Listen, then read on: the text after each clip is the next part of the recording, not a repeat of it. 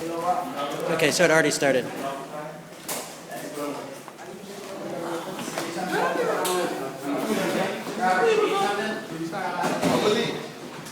Hi everybody, you all know me, Mr. Levin.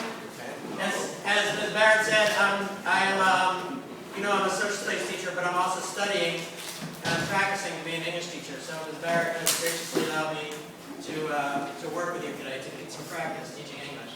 And thank you for letting me do this. So today you guys have already started reading Raisin in the Sun. Can you guys tell me, since I'm coming in new, can you tell me what you've already done with the Raisin in the Sun? Tell me a little bit about it. Yeah, Chappelle. Pretty much we picked out characters for some of the students in class, and we went over some of the acts. And pretty much we got us to the point where we can tell that Walter is pretty much angry about his lifestyle. That's how I found him. Okay, Walter's angry. How do you guys feel about Walter? Do you like him? Do you not like him? He's selfish. He's selfish? To me, he's like an everyday character, like on TV shows. Like, you know how the husband always angry. So he reminds you of the husbands on TV shows. Okay. So that brings a good point that often in plays and in theater you see recurring characters that are similar in some ways to others. Yeah, go ahead, brother. He has high standards for himself. He what? He has high standards for himself. He has high standards for himself and his family. Okay. Does anybody have sympathy for Walter? You found that you didn't particularly like him, did you say, or am I misinterpreting? I like him. I like it. You like him? Yeah. Who doesn't? Does anybody not like him? Jihad. He's just too selfish. He don't think about himself. And when he get in trouble, he expects somebody to bail him out every time. Okay. All right. What do you think of some of the other characters in the play? What do you think of, for instance, I forgot how to pronounce her name. Athena? I got it wrong. Benita. Benita, thank you. What do you think of Benita? Like the everyday household that goes around the house. Oh no, you're thinking of Ruth. Benita is his sister. Remember she's studying to be a doctor. Yeah, Benita, she's kind of like Walter in the way that he's good. She sees herself different. Like Walter, he don't want to be like normal. That's why I respect him. Him and her, they don't want to be normal. They don't want to live like a normal person. She want to be more than the average woman, and he want to have more than the average money as a male. That's a really interesting point that you make. That there's something similar between the brother and the sister. In some ways, they're parallel characters, right? They both want something more. They're both, in some ways, frustrated with their current situation. Okay, cool. So what else have we? Let's see. I understand we're about on page 35. We're about halfway through scene Act 1. What's going on in the play? Can somebody just fill me in on the synopsis of what you've covered so far? Is that? Yeah, please. Pretty much, as right now in the play, his wife is pretty much showing him certain behavior that leading him to think that she's unsatisfied with the situation as well as he is, but she's not really upset. But the way she acting is leading him on to believe that she is. So he's feeling as though that he's got no trust from her and no belief from her. She don't build him up as a man to strive for more. Okay. Clearly, you guys are really thinking about the characters deeply. I like that. But right now, can we please just? I'd like to just. So that since I'm coming in after you guys already started, can you fill me in on where we are in the plot? What's happening? What's happening right now, everybody's like, it's the morning time, everybody's waking up to get on with their day. And they're expecting something to happen soon, right? Yeah. What is it that they're expecting? They want to check the money. The check's coming in, right? Yeah. Why are they getting a check? Because his father died. His father died with some sort of insurance or something like that, right? Yeah. Okay, great. So, we got some quick information we need to get through before we continue. Okay, can you take us to the next? Okay, Brittany, Okay. please continue.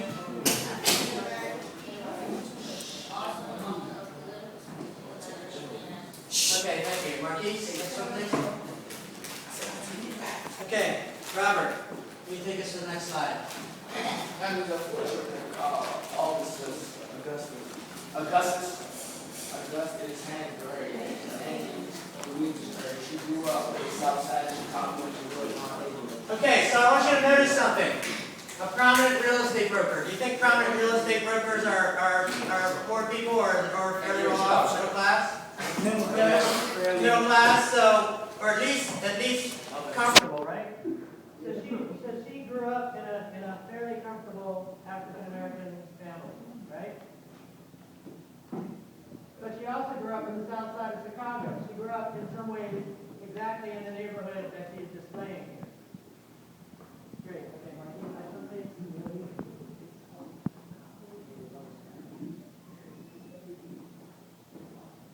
okay, all right, you read this one.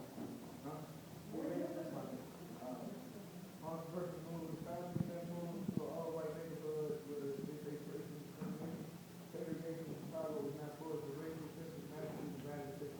Okay, is there anything about this slide, the information in this slide, that reminds you of the situation of the family in the play?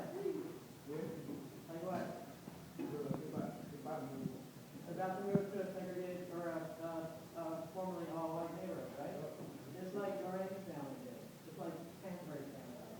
So many things in the play are probably at least semi-autobiographical, meaning these are the things that actually happened in her life to some degree. I don't know how she died. Is there she knows? She died of cancer. All right. Okay. Marquise, that's something? Okay. Hernandez, thank you. I'm sorry I read that name for a moment. Supreme Court case Canterbury versus Canterbury father and dad was in racial Covenant? covenant. Yeah. And it said this is prohibited African American families from at home in marriage. So victims in the Supreme Court objected to what Canterbury related to Travis. Politically hostile white neighborhood. His experience later inspired her to write similar things but raising himself. Great. Okay, so those of you who are also in my DC history class, or who have taken my DC history class, made it required families in white neighborhoods to sign a document saying that they would never sell to a black family. It was yeah, and there was later determined to be unconstitutional. Okay, next please, Marty. Okay, Greg, can you take us to the next one, please? Want me to read that? Yeah. Later at Harrisburg, family college to beach, uninspiring. Harrisburg left in 1950 to pursue her career as a writer in New York City.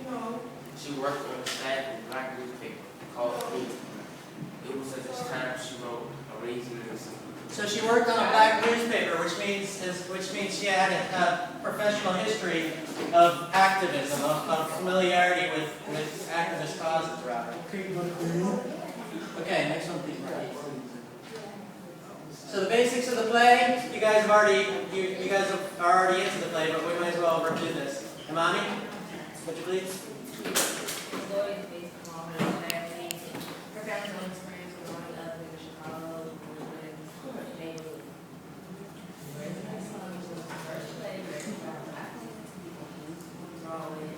I'm glad we all can hear you. I'm glad we all can hear you. Was it black director? Okay, so this play it broke a lot of color barriers and a lot of gender barriers. First play written by a black woman, produced on Broadway, first with a black director. Okay, next, Marquise. Okay, I'm sorry, I don't know your name. Yes. My name is Tariq. Tyree, will you please continue? Raisin in the Sun can be considered a turning point in American art and drama because it addresses so many issues important during the 1950s in the United States. Harrisburg is great, and the younger family one of the first honest depictions of a black family home in American stage. Okay, great. So here, it addresses many important issues during the 1950s in the United States. Knowing what you already know about the play, do you have any thoughts on what those issues might be? Chevelle?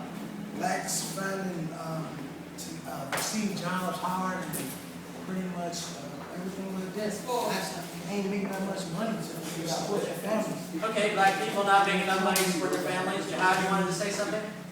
Racism going on during the time. Great. Racism. Anything else? How about differences between expectations between men and women, sexism? Have we experienced that yet in the play? Not yet. Not yet? Okay. All right, next one, please, Marquise. Okay. Kendra. I guess see the Yeah, that's Cindy Poitier. And who's the actress? Does anybody know? I don't know either. Let's see. Yes, please. Vernacular. What does vernacular mean? Like what? Like language. Excellent. What kind of language?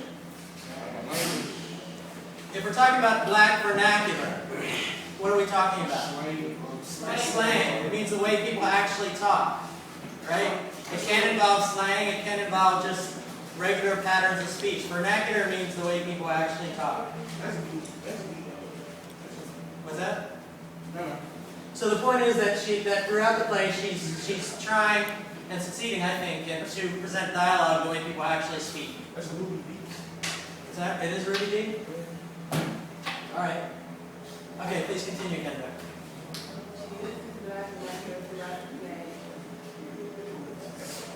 Brooches.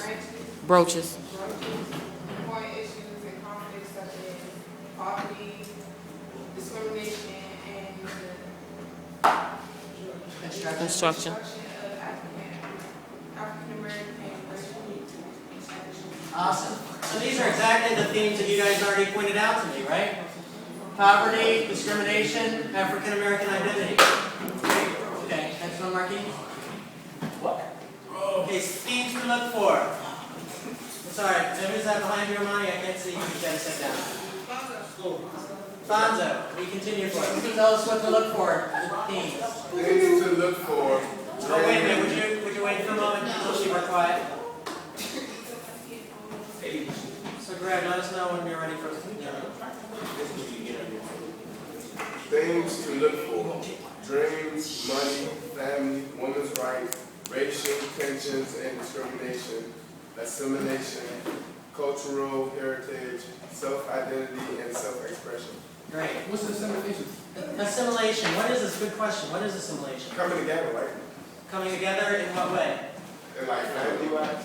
So it has more to do with a society coming together, specifically people who are outside of Oh, a like whites and blacks? Interracial? In a way, yes. But okay, so if you have when we have immigrants come to our country, who is it who has to assimilate to American society? Immigrants have to, in some ways, assimilate to American Oh, society. they gotta adapt. Excellent. They have to adapt in some ways to American society. So when we talk about assimilation, we're talking about a group that in some way has to change their behavior or change themselves. Excuse me, guys.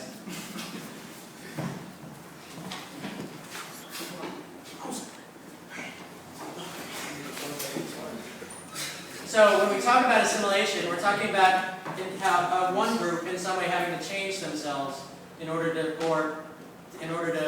fit in better to another group. Okay? In this case, we're talking about a problem with black Americans feeling as if they have to change somehow, or the tension about whether or not they have to change in order to fit into the larger American society. Okay? Okay, Marquise? Okay, who's next? Me? Yes. You want me to read it? Yes, please. Symbols. Definition. Some recurring image that stands for an idea beyond itself. Be out on the lookout for symbols throughout the day. Great. So, as we're reading, please be on the lookout for some symbols. And if you notice one, raise your hand. Let's talk about it, okay? Okay. Next. What's up, Jonathan? Okay. So what big questions should we be looking for, Chevelle? These are questions we should be thinking about as we go. So you can read it. To what extent do our dreams define who we are? When is it okay or right to defer our dreams? What does defer mean? Like kill or like To hold on, to hold back? Yeah. So when you have a dream and for some reason it can't be realized yet, do you have to defer it? Do you have to wait until another time when it can be realized? You don't have to. Sometimes, yeah. Sometimes you don't have to. Okay, Chevelle? It's up to you though. Okay. How and where did racism occur after slavery and segregation? Where does it exist today? Good question. What about sexism? What does one need in order to find self-identity? Do know this thyself. To know thyself. Okay, thank you. Next one, Marquis. Okay, here are objectives for the unit. John, will you read these, please? So these are our larger objectives. To trace two themes throughout the play from A, introduction, from A, introduction to B, development, to C, end a statement, to recognize how Hamburg successfully used the vernacular and how the poetic Okay, again, what's vernacular? slang. It can be slang. It's generally the way people talk in everyday language. So for instance, if you were reading Shakespeare, would that be a black vernacular? No, it wouldn't. What about like a rap musician? Is that African American vernacular? Yes, it depends. It depends on the musician. I'm sorry, it depends on what you have? The artist. On the artist, okay. Can you think of some artists who do use the vernacular? Kendrick Lamar. What's that? Kendrick Lamar. Don't call him. Kendrick Lamar? Big Mel. I don't know him. Big Mel. Jacob. Jacob? He said Jacob. I didn't hear that. J. Cole. J. Cole, okay. Are there any rap artists who don't use the vernacular? That was a little harder, isn't it? How come, I'm not, he's a white guy, right? How come he doesn't use the vernacular? I didn't use that country slang. He uses okay, so he uses a different vernacular. Excellent, good. Okay, next thing. It's still a form of vernacular. It is still a form of vernacular. It's a different vernacular. Okay, great. So we're starting to read, right? And we have who's playing Walter? Chappelle. All right. And who's playing Benita? Robert's playing Benita. We need to change that. I was Ruth. You were Ruth. Yeah, can somebody else do it? Okay. The same. Does anybody want to play Benita? Me. Great. Awesome. Okay, so Everybody got a book at something. we are on page 35. As far as I know, we'll start. Why don't we start where it says Walter Mumley? All right. Does everybody have a book? We're page 35. Straight fast, straight fast. 35. All right, go ahead, Chanel. No? Okay. Start. Yes, please. Excuse me.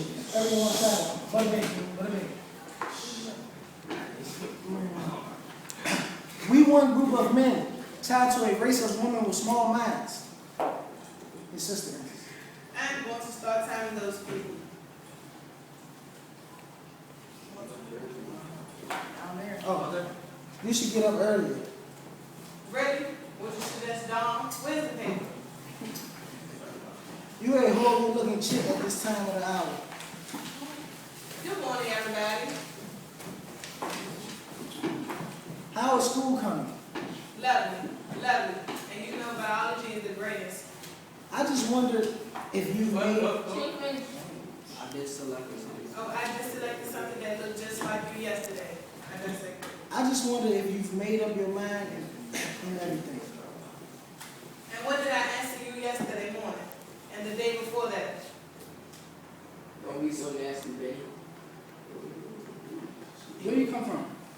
The day before Where that? did she come And the day before that? That's a good question, actually. Where did Ruth come from? I'm interested in you. Something wrong with that? Ain't many girls who decide to be a doctor. Have we figured out yet just exactly how much medical school is going to cost? Well, to me, why don't you leave that girl alone and get out of there? Come on out of there, please. You know the check is coming tomorrow. That money belongs to Mama, Walter, and it's for her to decide how she wants to use it. I don't care if she wants to buy a house or a rocket ship or just mail it up. Mail it up somewhere and look at it. It's hers, not ours, hers. Let me ask you guys, what do you think? Is the money hers or does it belong to all of them? It's hers. It's hers, okay. Does anybody feel? Wait, who was in the family that died? There was a father that died. Her husband. But at the same time, It was her husband. It was her husband. Wait, hang on a second. It was her husband. It was for all of them, man. It was for the family. Right. Okay, so some people think it's but something. if the money is in her name, it's for her technically, but I think as him being her oldest child, he got some say to it. Oh, the money was in her name? It's her husband who died. Legally, it's her money. But I'm asking you, do you think that she has that, in terms of like a moral responsibility, does the money belong to just her? No, it belongs to everybody. Honestly, I'm not sure what I think. I think it belongs to everybody because she was helping out. Okay. It belongs to the mom. Why would they say it belongs to the mother? Legally, it's hers. It's her husband's. Her husband died. Legally, it's hers. Okay, it's all her money. So it's her money. It's mama money. It's the mother's money. Yeah. Okay, but doesn't the mother have a responsibility to provide for her children? That's what she, but y'all know what I'm saying? But that's Everybody in the her- world, she know what she Wait, how many doing. are That's her choice. It's Hey, her money, so hey, she decides what to Hey, do with it. you Hey, ain't talking. Okay, Delonte first, and then you next. I already said what's up. Yeah, I forgot what I was gonna say. But you have to understand that Walter is 35 years old. It would be something else if he was young. Okay, good point. But he's 35 years old. Yeah. Benita is 20, It's about 20, yeah. who's in college. That's what, she, young and going, young and bad, don't know. So Walter, a map bag. Okay, so How? You got no map bag? it's both. I think both sides have a point here that yes, it's her money, and yes, you know, it's not out of the question to think that the family can use it. Well, that's the way I feel anyway. Right. Especially if you have a big child. Letitia, hi. Are you in this class? Yeah. Okay, have a seat, please. Okay, where are we? We right here with It's Walter's car. his mother. Now ain't that fun? You just got your mother's interest at heart, ain't you, girl? You such a nice girl. But if mama got that money, she can always take a few thousand and help you through school, can't she? I never asked anyone around here to do anything for me. No. And in the line between asking and just accepting, when the times come, it's big and wide, ain't it? What do you want from me, brother? That I quit school and just drop dead rich? I don't want nothing but for you to stop acting holy around here. Me and Ruth done made some sacrifices for you. Why can't you do something for the family? Walter, don't be dragging me in. You are in it. Don't you get up and go to work in somebody's kitchen for the last 3 years to help put clothes on her back? Oh, Walter, that's not fair. It ain't that nobody expects you to get on your knees and say thank you, brother. Thank you, Ruth. Thank you, Mama. And thank you, Travis, for wearing the same pair of shoes for 2 semesters. When I do all right, thank everybody, and forgive me for ever wanting to be anything in life. I mean, anything at all. Forgive me, forgive me, forgive me. Please stop it, your mom ain't hear you. Who the hell told you you had to be a doctor? If you so crazy about messing around with sick people, then go be a nurse like other women. Or just get married and be quiet. Well, you finally got it said. It took you 3 years, but all you finally got it said. Walter, give up, leave me alone. It's mama money. Pause, please. Okay, so where do you see sexism coming into play here? Huh? Where do you see sexism? Yeah, Walter. How's Walter showing some sexism? All right. Okay, and what to him is a regular girl job? Being a nurse or a housewife instead of. And just applying bad stuff, working hard to put clothes on people's back. All right, one more time. Working just to put clothes on people's back. Good. And what does he think is out of the ordinary for a woman to do? Trying to be a doctor. There you Great. Okay, please continue. Please continue. Can you guys imagine the same conversation happening today? Yeah. Yes? You think so? So there's still some sexism around today, yes? Yes. Had Okay. that conversation with, okay, so keep on. He was my father too. So what? He was married to Trevor's grandfather, but the insurance money belongs to mom. Picking on me is not going to make her give it to you to invest in a liquor store. See, did Oh, and I for only say, God bless mama for that. see, did you hear? Did you hear? Honey, please go with it. Nobody in this house is ever going to understand me. Because you're a nut. Who's a nut? You're a nut. Lee is man boy. The world's most backward race of people, and that's a fact. And then there are all those perhaps who lend us out of the wilderness. Swamp. Wilderness, yeah. Benny, why you always gotta be picking on your brother? Can you be a little sweeter sometimes?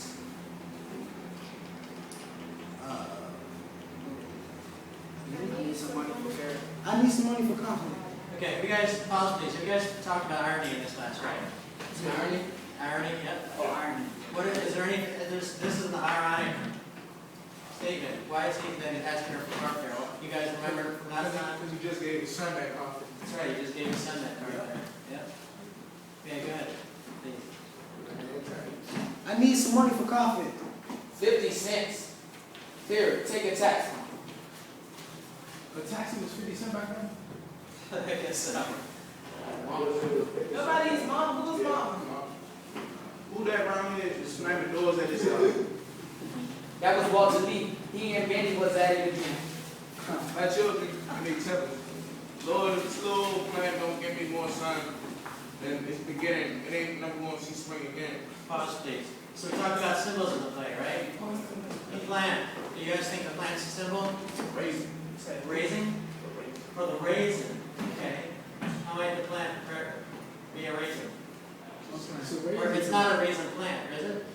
I don't think so. But what might the plant symbolize? Life. Life, okay. Family, right? What do plants do? Grow, right? Okay. And what happens if you don't feed the plant? And that's what's happening. So they need money.